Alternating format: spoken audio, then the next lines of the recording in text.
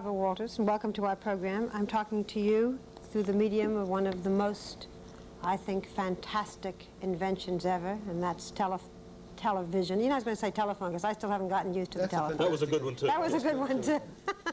All this week we're talking about inventions. And one of the nice, comforting things about inventions and inventors is that it's never too late to become an inventor. According to the statistics, the average inventor receives his first letters patent between the ages of 35 and 39. And this gets better because most inventors become more prolific in inventing as they get older, like Thomas Jefferson or Benjamin Franklin or maybe you. So join us and see some quite wonderful inventions, meet their inventors, and learn what you can do if you've got a scheme in there as well. Inventors and inventions, a subject that's not for women only.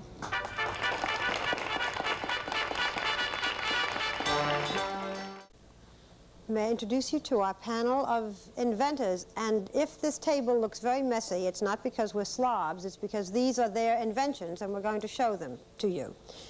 Meet first Henry Claus, who is one of a very rare breed of successful inventors and entrepreneurs. He invents and then he develops and manufactures the item.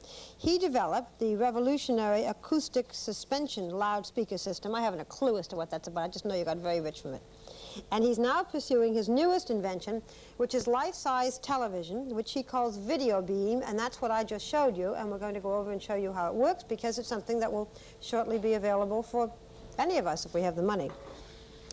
When Marion Donovan was faced with the second child in diapers, she said there must be a better way or an easier way, and she invented something called a bloater. And we'll show you what that is. That's a very particular kind of, not rubber pants, but something that stopped the wet from getting all over the child and herself. She eventually sold this bloater for $1 million, and since then has been in the inventing business full time. How long ago was that? About 25 years ago. And all around Miss Donovan are other inventions of hers. Some of them I want right away in my house. Jacob Rabineau holds more than 200 patents, inventions that he had created himself. He is also chief of the Office of Invention and Innovation at the U.S. National Bureau of Standards, which offers a free advice series to inventors. Miss Donovan, your invention was totally different. You tell us about it. You had a baby and you said one day. Well, the baby would always wet the bed, so it would be a change of diaper and bedclothes, 11 o'clock. And rubber pants. Wouldn't you use rubber pants? Rubber pants, and they constrict the legs and the waist. And I invented this. May I show it to you? Please. It's called a boater, because it looks like a boat, I thought then, 25 years ago. This is before disposable diapers. Except No, this they boat, had- the water's inside instead of outside. Right. That's right. There were disposable diapers on the market, and this worked very well for it.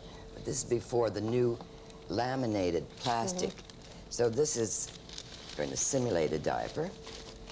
And then Put that instead in. of the elastic, you had the snaps and the baby's legs were free. Yes, but it's like a window envelope, you see. So the baby would wet into the aperture, and then you can see the curve of this. Yeah. So it would go like so. Yeah. And the legs was quite contained, but the legs were free from constriction. And actually, we couldn't say it, but it did cure diaper rash, and many doctors recommended it. Now, what happened after you did this? Were you able to sell this to a company? No, I went to all the big names that you can think of, and they said, we don't need it. No woman has asked us for that. We don't need it at all. And they're very happy. They buy all of our baby pants, And and leave we us have alone, a very lady. good sale. Yeah. We don't. So I went into manufacturing myself. Does that happen very often, Mr. Rabin, now that people have to Usually happens, yes. That the companies won't buy an outside, An outside thing and have- invention, yes. and unless they make it, unless they introduce it themselves. Unless they thought of it themselves, yes. So you have to manufacture it yourself. Did you have the money? A nice housewife with children? Yes, I did. And I started very small. I had a Yeah. lingerie manufacturer do it for me. Show us some of the other things you've invented since, because you've done how many since then? Well, I don't know, Barbara. Just keep going. Let's show us some of the ones that made it and some of the ones that didn't. This I know didn't. This one didn't. Yeah. Let me close it up first. This is a cigarette package that I thought would be great because it's of a size that could be sold in vending machines. And it could also keep cigarettes. It could also increase the unit cost, I thought, for manufacturers. This is the way it. So it You'd have nice fresh dovetails cigarettes. like that and sits up straight. This could be an ashtray, really. Yeah. But they said, no, we don't think so. We like it the way it is. And So it's you- different, and it costs money to tool and all the rest. Although they were making these packages then. This is a soap detergent for laundry. Now, we all know that the larger the package, the cheaper the detergent. So, but you say, well, so most people, when they buy a big 50-pound or 20-pound detergent box, scoop it out, and they get their hands full of the soap and everything.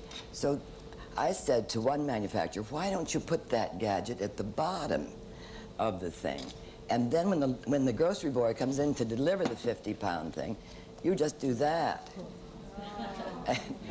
But they He won't said, do it? no, he said, look, this doesn't go on the large package, it goes on the small packages. You struck a responsive chord here. Yes, the audience, I was going to ask you why you work.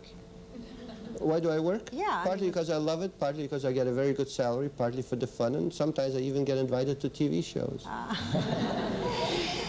Most inventions, though, as we said yesterday, don't work out. Is that right? No, that isn't quite correct. Of inventions patented in the U.S., about half see use during their lifetime. That many, really? Yes, but many inventions, and most, are gotten by companies to protect the product they already make. So it really isn't quite fair. Of the independent inventions, which are something like 30 or 20% in the United States, probably a much smaller percentage gets used. There is difficulty in selling an outside invention to a company. So that the man who has a brainstorm in his garage, that's the I invention. will, without knowing what he did, I will give him 10 to 1. If I know what he did, I'll give him 100 to 1 against it. That he'll ever make money. It's very difficult. Patent. Mr. Rabinow, what if you want a patent, then there's an office that checks and finds out if somebody else has invented it before you? Yes, the U.S. Patent Office. They make a search through some 10 million patents. There are some close to 4 million American U.S. patents, and there are foreign patents, and they have to search through the whole file. How long is the patent yours if you get it? 17 years from the time it's issued. And then somebody else can come up with one if you... Then everybody comes up and can use it, yes. I see. Show us.